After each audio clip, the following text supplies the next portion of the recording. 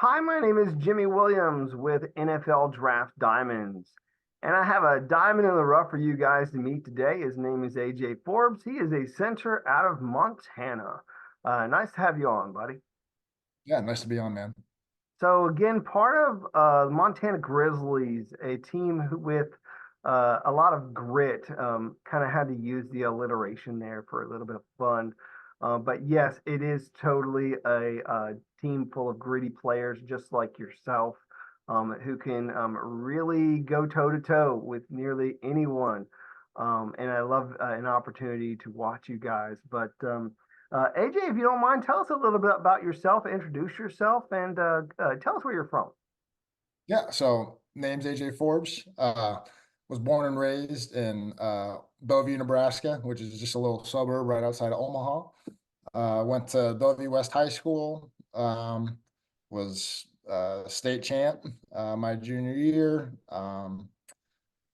All state football, just that whole shebang. Had a little bit of a wrestling background when I was in high school.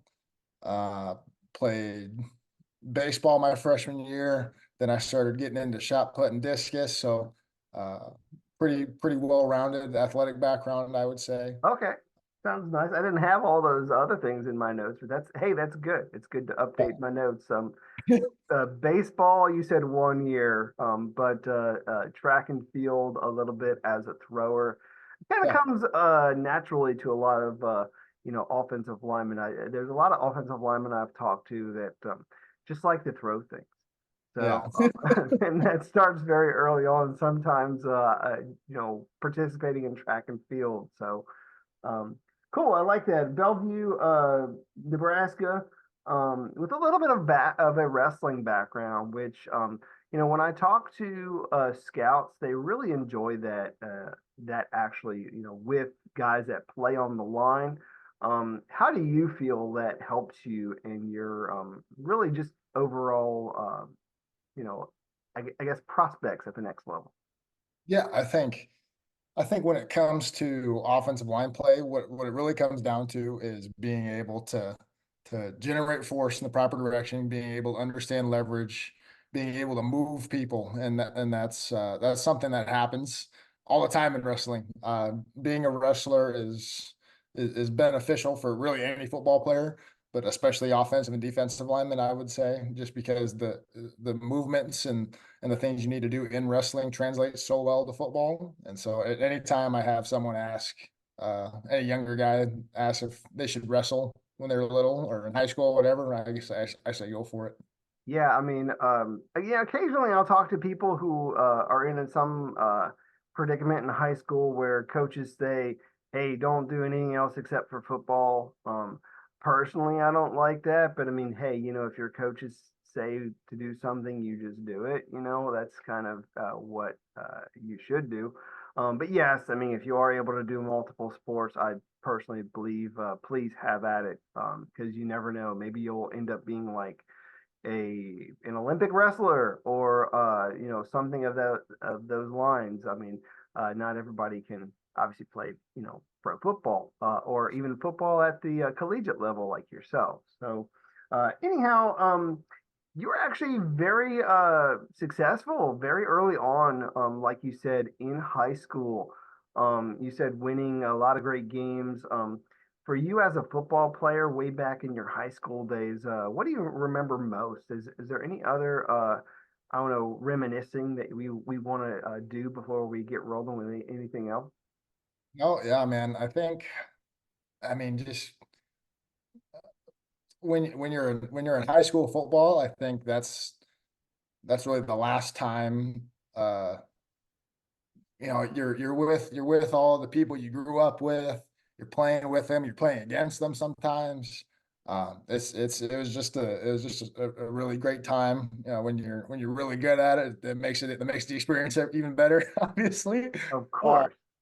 but no, high school football is full of great memories that I have that would take up this whole show if we really dove into it. So I don't want to do that to you. Yeah, that's fine. Obviously, we want to talk about a little bit of everything. So, again, went to Bellevue West High School there in Nebraska. And after your time there, you kind of bet on yourself and you decide to walk on to Nebraska, for the Cornhuskers. So, how did that work out? Yeah, so after my senior year of high school, I got the opportunity to walk on at the University of Nebraska. Every kid that grows up in the state of Nebraska uh, wants to be a Nebraska Cornhusker, even though Nebraska hasn't been as successful as they have been in the past. But every Nebraska kid growing up playing football wants to go to Nebraska and wear that and on their helmet. I was there for 2 seasons, and just because of things that were out of my control, didn't get the opportunity there that I wanted, and so decided to put my name on the portal, bet on myself again, like you said. That's been the story of my career, is just betting on myself and knowing what I can do. And so after my second season in Nebraska, went in the portal and landed at Montana. So, remind me a little bit because, again, like you said, the success really hasn't been there. Did you go through several coaches while you were there, or was it just one coach at Nebraska before you moved on? Yes. Yeah, so I was Scott Frost's first recruiting Okay, class okay. while he was at Nebraska, and did not have to go through any kind of coaching change while I was there. Yeah, I mean, I was kind of wondering because I mean, there was at one point or another, and I was trying to remember if Scott Frost is still there. But of course, like you said, I mean, had an opportunity to be there. I mean, and then ended up transferring. While you were there at Nebraska, who was the most, I don't know, maybe influential person who maybe perhaps impressed you the most during your time there, whether it be a coach or a player? Yeah. Obviously, besides my parents and my now fiance, besides those integral, because they're super integral into my Of success course. and Yeah, yeah. life, obviously. Besides them, my true freshman year, because I redshirted my freshman year, like most walk-ons do. Um, the guy who really took me under his wing was a guy named Tanner Farmer. He played at Nebraska for a long time. I think he's working to be in an Olympic wrestler right now. Actually, it's funny you mentioned that, but he played there for a long time. He was a garden center, one of the nicest guys that you'll ever meet. Made anyone who plays college athletics understands that your first year in college playing sports can be a struggle sometimes. And he was the guy that I was super thankful to have in my corner, and uh, super thankful for him. Cool. Again, great tradition there, but also a lot of great tradition at Montana. Let's just be real. I mean, if you want to throw like all the FCS teams like in a group, you guys are amongst some of the best at the FCS level, and really able to compete with damn near anybody. You guys are always in the mix for national, championships, always making deep runs into the playoffs. So let's talk about Montana, dude. I mean, you get to Montana, you establish yourself as a starting center there. Talk about that offense that you guys have been able to really execute very, very well over the past several seasons.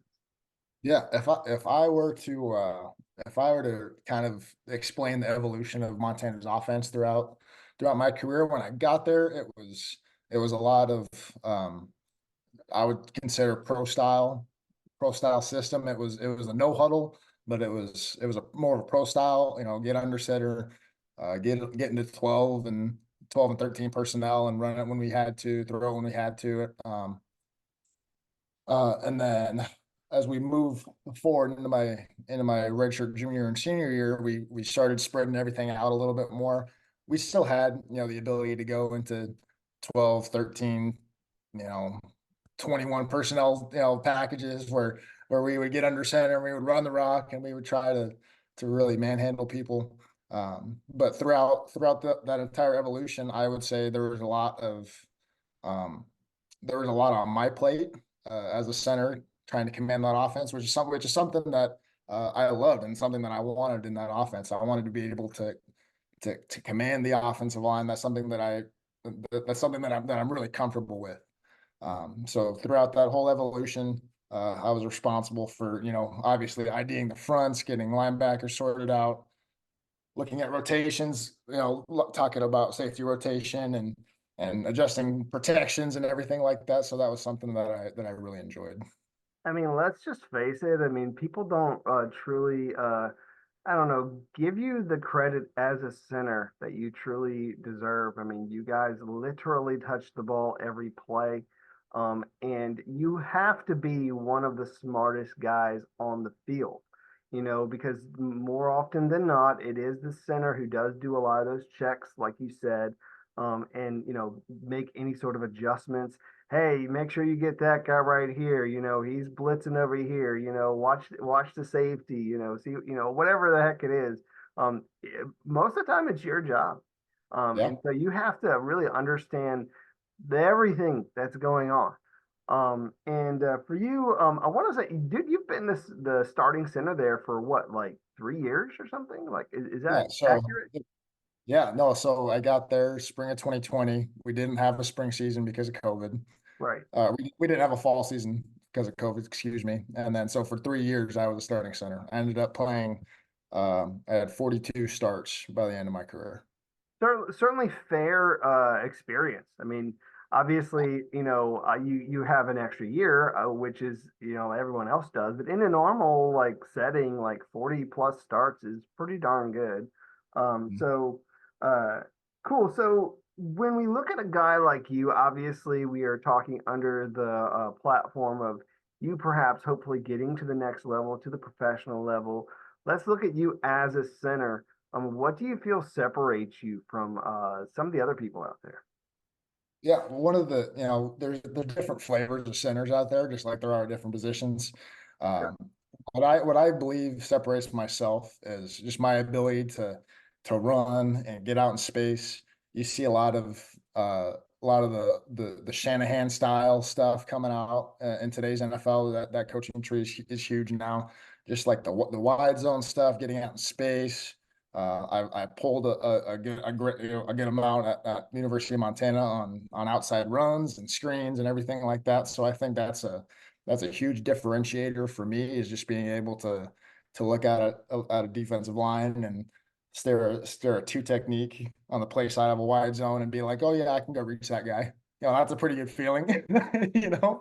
Well, And you, so you kind of need to have that confidence. Let's be real. yeah, absolutely. So my movement ability is something that I believe differentiates myself from other centers in this class. And then like we just talked about football intelligence. I'm a junkie. I watch film all the time. And a lot of people are going to say that, but I watch film like how a coach would watch film. You know what I mean? I don't watch it like like a player just to see what a matchup is. Like what I had to do at Montana, I had to understand the entire opposing defense that I was looking at, and I had to understand tendencies and leverages. And so I think my football intelligence, along with my mobility skills, are something that differentiates myself. Yeah, and one more thing just to kind of top all that off. I mean, you are one of the team captains there, a veteran leader that a lot of people look up to. What does it truly mean to represent the Grizzlies, man? I mean, to represent guys uh, like that whole team and be one of the people that, obviously everybody looks up to. Yeah, I think I genuinely believe it's being elected as a team captain is probably the greatest honor that you can have. There's awards, like all Americans and all conference and everything, like which is great. Um, but being able to ask your teammates, okay, who do you want representing this team, and my name being one of them, was a huge honor for me. Cool. I mean, definitely being a part of really a lot of great teams over the past several seasons there at Montana. Um, just looking at what you guys really have, I guess, coming up. I mean, can you give me maybe perhaps a sense of like the guys that are coming up in that program that we can look forward to, even like next season? Yeah, I think when you talk about Montana, one of the first things that you talk about is the fact that consistently the University of Montana puts out really good linebackers. And that defense, the defense that Coach Hauk has implemented into that into Montana, that 3-3-5 attacking style defense is something that puts a lot of guys into really good positions to make plays. And so we had a really good set of linebackers this last year. I think Riley Wilson is a guy who you can look at being an impact player for that team this year. He's a phenomenal pass rusher. He is one of the quickest, he's one of the quickest linebackers I've had to play in my college career, which is saying something. Besides Riley, I think on the offensive side, when you look at the offense, there's a lot of really good receivers on that team. Junior Bergen is a guy who made highlight play after highlight play this past season. He's a punt returner. He's a kick returner. He's a slot receiver. He can play outside. He had to play running back for a few games a couple years ago because we were short on running backs. He's a human highlight, honestly. And then receivers are Keelan White, Aaron Fonts, and then tight end Cole Grossman, who was out this past season. I think a lot of people forgot about who he was. Yeah. I think he's gonna be coming with a vengeance back this season. So I'm excited to see what he does. It's gonna be neat, man. I mean, obviously he's coming back. I mean, you guys actually have a couple good tight ends. Yeah. So it's going to be interesting how you guys do run your offense next year because I mean, there's going to be a lot of great weapons to choose from. So Mhm. definitely something to look forward to next season. And of course, like I said before, you guys are always in the mix Yeah. for conference championships and making deep runs into the playoffs. So definitely something to look forward to. But AJ, obviously, man, we're talking because we're just kind of, wrapping up everything and telling people a little bit about you and your story. And so with that story is a lot of great memory. And when I think of some of the best memories of Montana ball is actually matching up very well against FBS teams and upsetting some people. Maybe perhaps there might be a personal memory that you like a little better, but can you just talk a little bit about some of those highlights for you? Yeah. So I think what you're referring to is when we upset Washington. Right, Uh, right. which was that was a hell of a game, man. Because so that was officially that was my third start in my career because we had like a 2 game spring season or whatever just to get a couple of games in after COVID happened. But that was like my first like, all right, like dude, you're in it. Like like this is college football. And so that was a great memory, being able to go into such a historic program like Washington and beat them on their turf. That was awesome. Some other ones, uh, we beat uh, our crosstown rival, Montana State, or cross state rival, I guess, Montana Sure. State. Two out of the 3 times that we played them during my career. One of them was this past season, which ended up being the de facto Big Sky Championship game. So being able to take a couple trophies out of that game and see the neighbors go crying on their sideline, that was great. Um, Besides those games, and then we had, I mean, you look at the playoff run that we had this season, it was, it probably aged me 20 years for of how many overtime games that we had in the playoffs. So that whole playoff run this past season was amazing. And then obviously it culminated in a national championship appearance. And that's everything that every college football player wants. Yeah, and let's just be real. I mean, you guys can get there again. Yeah. And so definitely nice to watch Montana do their thing. And let's just be real. I mean, with the Pac-12 kind of dissolving, you guys could easily step into there. It would be kind of fun, but obviously that's not our call. But I definitely think that that is something that could happen depending on if the brass was there to make that decision. So Never know. um, cool. So Obviously, you finished up your time there at Montana. When's the pro day? So pro day is April 2nd. And so it's coming up from today, the time of recording. It's a week from today. So I'm really excited about that. I've been working really hard with the team over at Explosive Edge, which is a training facility here in Omaha. Um, so I'm really excited about the progress that I've made. I'm kind of in game mode right now. Like the anxiousness that you feel when when you're getting ready for a game. Like that's kind of how I'm ready to.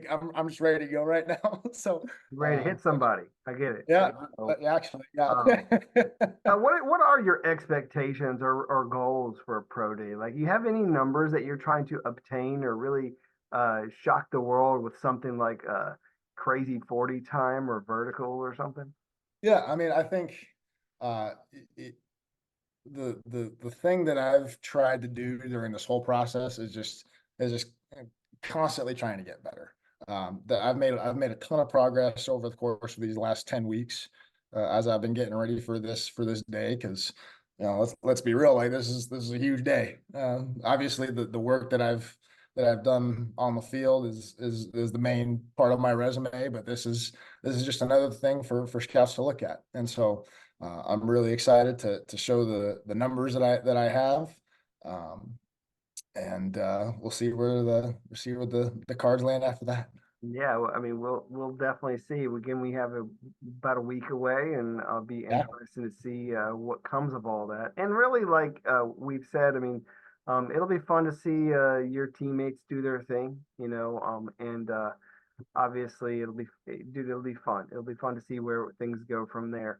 Um, uh, we have a few minutes left over. I do want to take at least a brief moment to meet the guy under the helmet. Who is this Forbes guy? yeah, That maybe, the stuff that's not football. Like, is there anything else that people need to know about you?